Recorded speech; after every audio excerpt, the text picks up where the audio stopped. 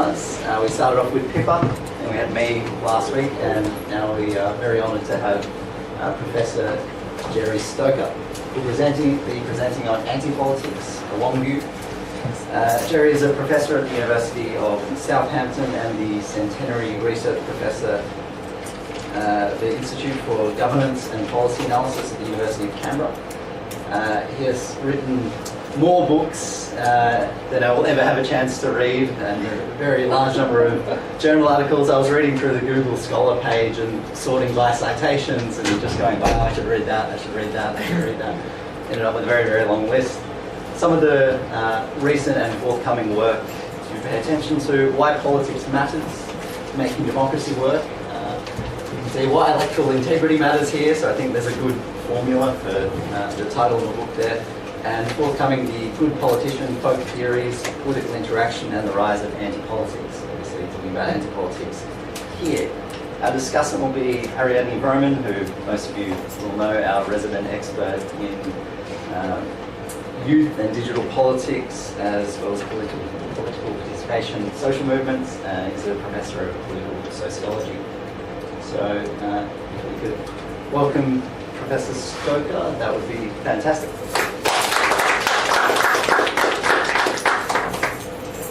Well, thank you very much. It's great to have a chance to be here. Very much admire the work that the Electoral Integrity Institute is looking at and working on. Having had a quick look at your website, obviously delighted to be in Sydney, and thank you for the opportunity to share some of this work, which I think hopefully will be of interest. And although the title is a long view, I have a promise that I'm not going to go on too long, and hopefully therefore provide lots of opportunity for both the discussion, which I'm looking forward to hearing from, and also any general comments or questions that people have got too.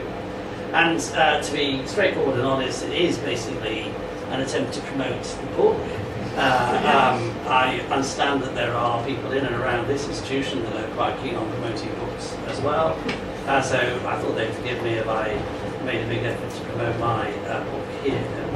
But the cover page there gives me a chance to mention my co-authors and co-researchers on this project, and obviously we start with Nick Clark, who is a geographer. Jonathan Moss was the researcher on the project, a trained historian, and glad to say that at the end of the project he managed to go on and get himself a permanent job, which is also a fantastic outcome of any research project. And then my political science colleague at the University of Southampton, Will Jennings, has been a big player on the project as well. Now, ideally, if I was doing a presentation like this, since each of them bring, that is, each of my co-authors brings fantastic expertise, I'd like to be able to phone a friend, but I suspect they're all asleep at the moment, so they wouldn't appreciate a phone call. So if you ask a particularly tricky question, which I can't answer, I will promise to email them to ask them if they can actually provide something of more detail for you. So then the next slide, I think, just goes through roughly the outline of what it is I'm going to try and say. It's partly just to reassure you, which is there's only 5 sections, so therefore it must finish at some point. But it's the classic opening, which is an attempt to kind of engage in some conceptual ground clearing. Then a little bit of discussion about what was our research approach and the way we attempted to adopt a particularly distinctive style of method and approach, before then covering the 2 main sets of findings, and then coming to some kind of general reflections on what might be some of the wider implications of our work. So it is, I think, very reasonable for anyone to wonder what the phrase anti-politics actually means, and we recognise that we might have used other terms like political alienation or loss of political support, or in the past the kind of phrases I've used about being disappointed with politics. There are all kinds of ways in which related concepts or related ideas play into the idea of anti-politics. But I think that the reason why in the end we alighted on the phrase anti-politics was partly because it was being increasingly used in public discourse, I think really for about a decade now in the media and in various other outlets. The phrase anti-politics has been around, and for us it also captured really the essence of how we wanted to use the concept, which was basically people's negative feelings towards the formal political institutions of democracy. And we recognise that there are some difficulties and challenges in doing that, and we have to kind of specify the extent and degree of that negativity, but we think that nevertheless it's a kind of useful catch-all to enable us to talk about a set of attitudes which are generally negative to the point almost of being cynical about the way in which politics works and operates.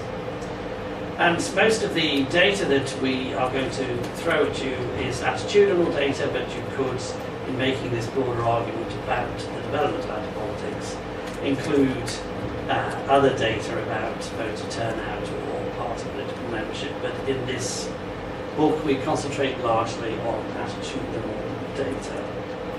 Then of course a second question you always have to answer in any academic work is, well, why should anyone care about this work? And the brief answer that I put up there is very similar to the one that you'd expect from the author of something called Why Politics Matters. Basically, I suppose our argument is that democracy relies on politics as the mechanism for delivery. If people find themselves so disenchanted with, so disappointed with, so negative towards politics, then that's a problem in terms of the construction of democracy in the future. So those are the preliminaries over and done with. As I said, I'm going to try and move at a reasonably rapid pace. Let me move on now to what it is that we try to do in terms of our research approach. Now, obviously, there are people in this room that have already made incredibly wonderful contributions to discussions of the way in which people are engaging with politics and the nature of people's attitudes towards politics. But I think that we wanted to particularly make a claim for this book based on two broad arguments. One is that a lot of work in the past hasn't been able to really go that far back, partly because of limits of data. So we wanted to be able to stretch back and take a much longer view. So a lot of our comparisons are between the way that politics was understood in the 1940s compared with the way that politics was understood in the second decade of the 21st century within Britain. And also I think that we wanted to focus on both the kind of breadth but also the depth of citizens' views. So our data particularly enables us to do that. And we have two data sources. One, a whole set of surveys that are available. The first public opinion surveys in Britain started in about 1937.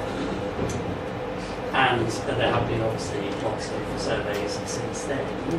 And in our approach to dealing with the surveys, we had the advantage of having the aforementioned Will Jennings. He is the anorak of surveys. He actually has great big books of any survey question that's ever been asked ever. So he was the ideal person to be involved in this. But in addition, what we tried to do in relation to the material is obviously collect time series data where that was available.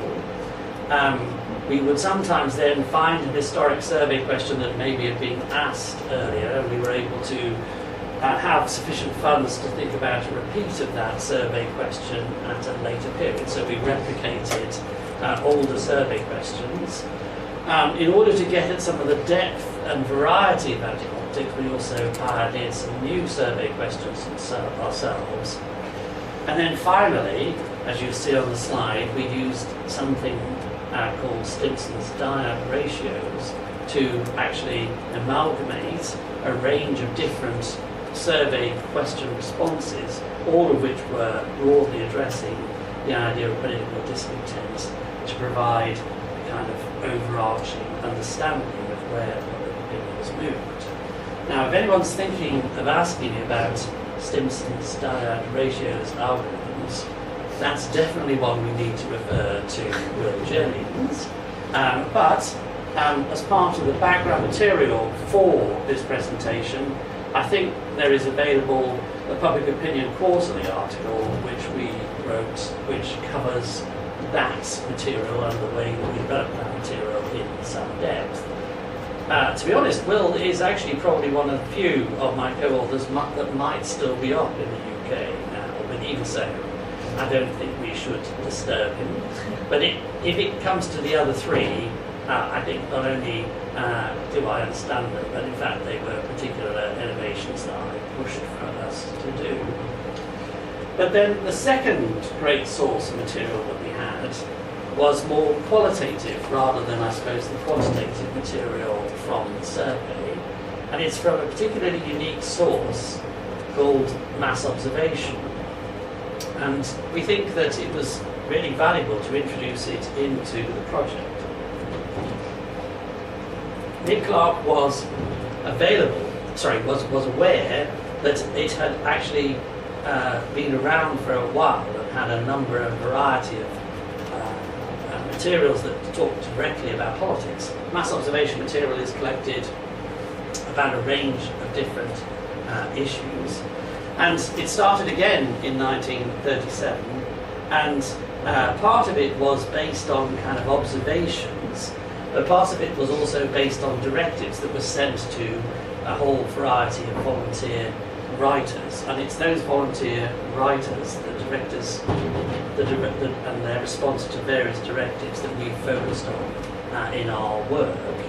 And the attraction of that is that they are talking more directly about their experiences and the experiences of people and communities around them. And secondly, you can actually return to that group of volunteer writers. They're not obviously all the same people as they were in 1937, but there are new directives that you can send out, and new directives that are being presented all the time to that group of people. And in particular, in this use of this data set, we had the advantage of having Jonathan Moss as our researcher, because as a historian he'd actually already used the mass observation material to explore another facet of political history.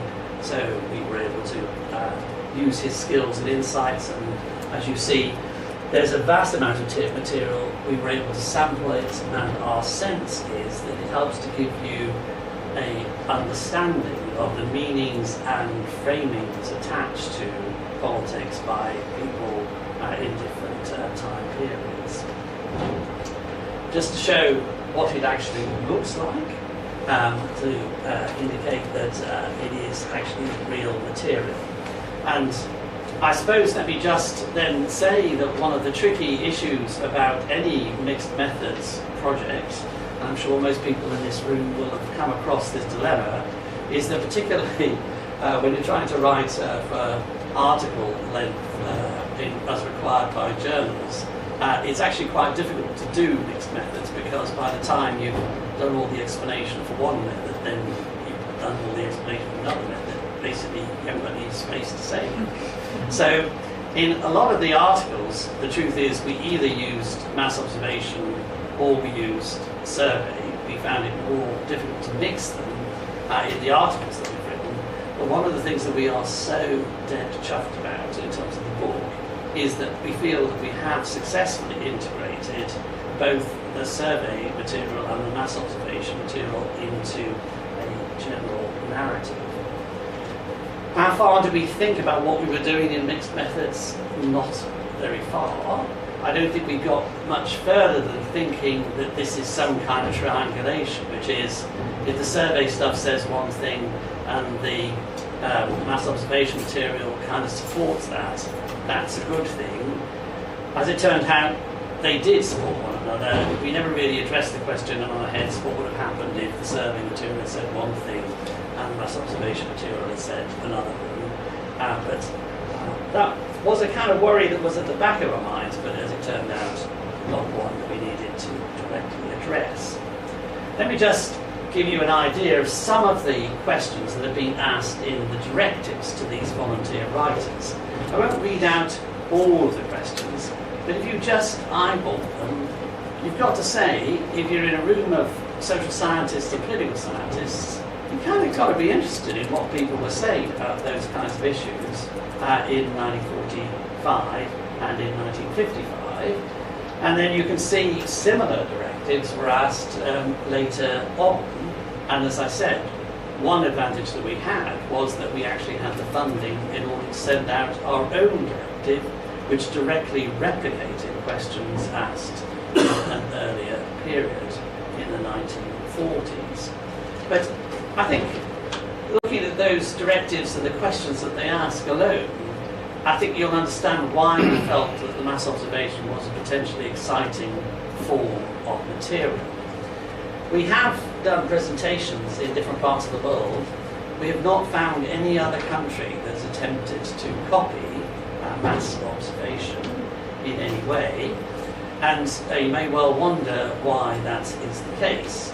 I don't know the explanation, but my best guess is that I suspect it's got something to do with the influence of anthropology as a discipline in Britain, reflecting its imperial colonial past, which meant that when the government was beginning to ask how do we find out what people are thinking, they actually bought the idea that you would develop these kinds of methods as opposed to other kinds of methods.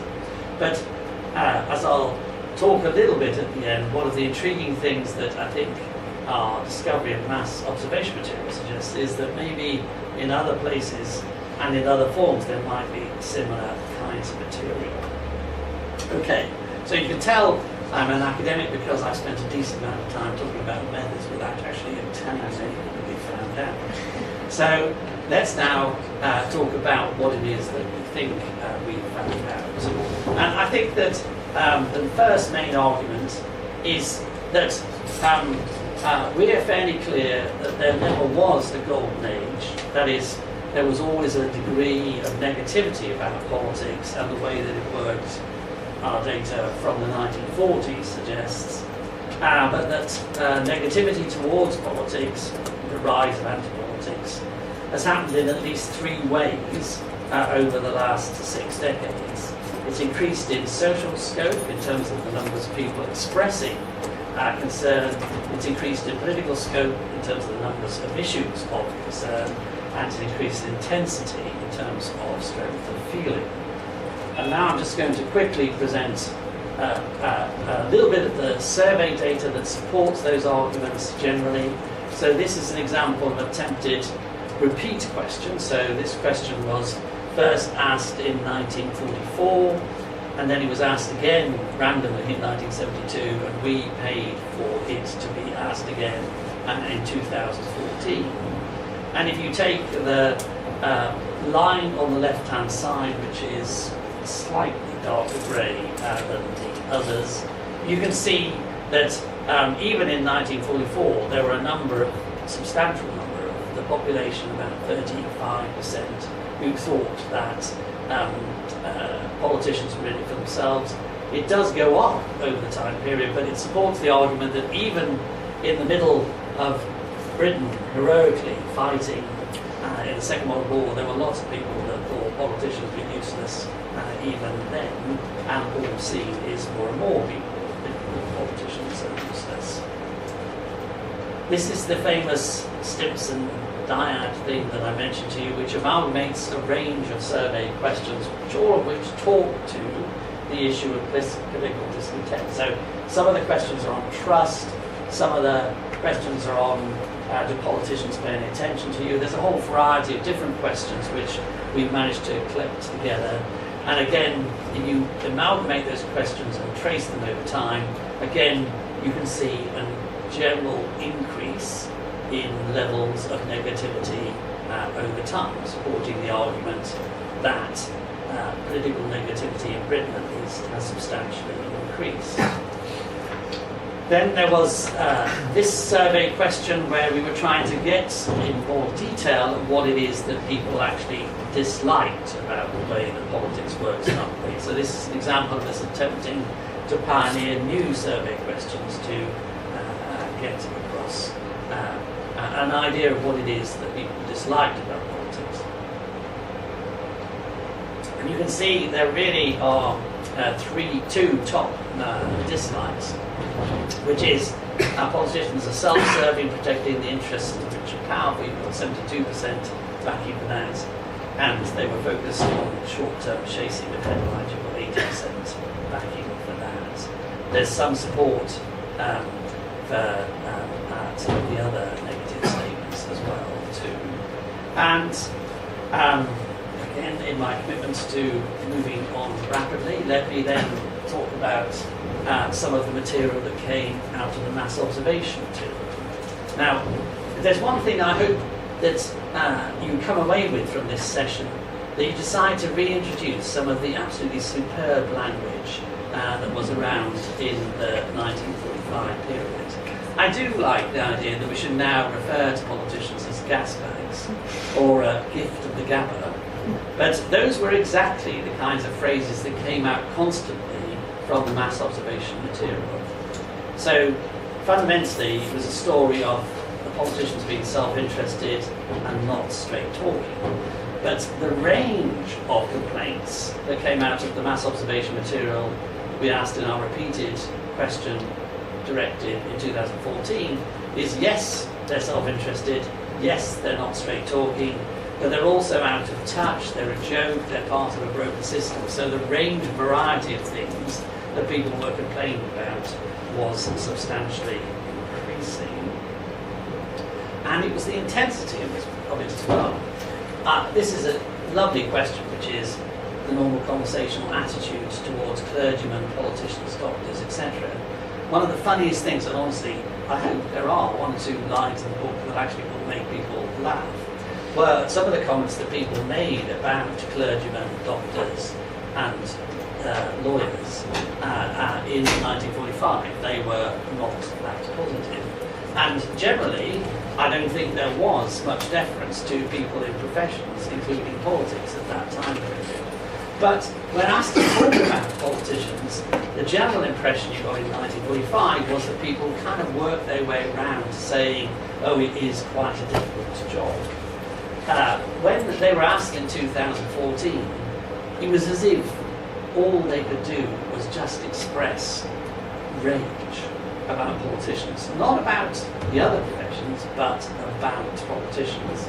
And these are just some of the words that people used in order to describe the political class that they were asked to make their references on, but also the way they said that generally politicians were talked about. And I think you can look at those words and kind of agree with us that they're not overwhelmingly positive, are they? Even with a little bit of English understatement thrown in, you obviously picked up that was not too great. So the punchline that we come to is that things have got worse, which now moves me on to the second main finding, which is, well, how do you explain that? Now, there are demand-side hypotheses, which is something's happened in citizens and that's changed their attitudes. There are supply-side hypotheses, which is something happens in the way that politics is presented and that's changed things too. And then there are political communication hypotheses, which is there's something about the way the two really ended up talking to one another. And I think our arguments in a way do fit into those categories, in that part of our argument is that the idea of what it is to be a good politician has expanded to a degree that is actually more difficult to deliver. And then secondly, the sites of interaction have failed in that capacity for judgment, making it more difficult for people to decide whether a particular politician is a good politician or a bad politician. So there is, I think, a change in the kind of images of what constitutes a good politician. So in 1945-50, you go through the mass observation material, you find that they refer to a good politician as somebody who has good character, principles, a mind of their own, competency, vision, personality. Some of those are still shared. That is, you get all of those sensible criteria in the 2001-2015 mass observation material, but you also get people talking about how they should be fun as well as being sensible, hard-working, but look cool and effortless, or have exceptional personalities. And I think in the survey work that we then tried to match, obviously we couldn't match it back to 1945, but we did do survey work on people's attitudes towards politicians, and what we found was that yes, indeed, people seem to have a large number of attributes of politicians that they expected to see present. And then the second part of the argument is that in the changing modes of interaction, people could make judgments about politicians in the 1940s according to the criteria they had. They had access in election periods to long speeches. One of the kind of phrases I remember from the mass observation material is somebody saying it was really good, he spoke for 30 minutes, which just gave him enough rope to hang himself by. But the idea was also the sort of commentary about going to see politicians at hustings and the kind of sense that they were interacting and engaging and they could perform well or they could perform badly. But as a listener and as a participant, you had some sense of being able to judge them.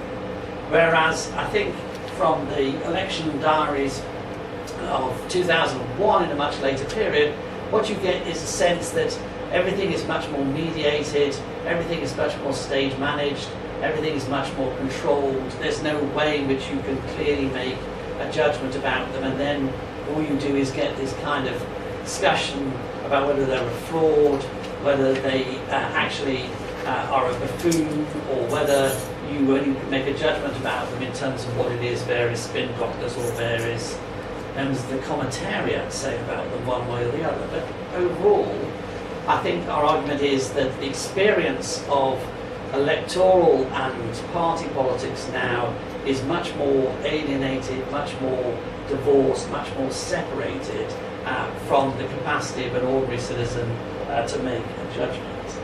That is a famous repeated slide because I'm only half got good at doing PowerPoints.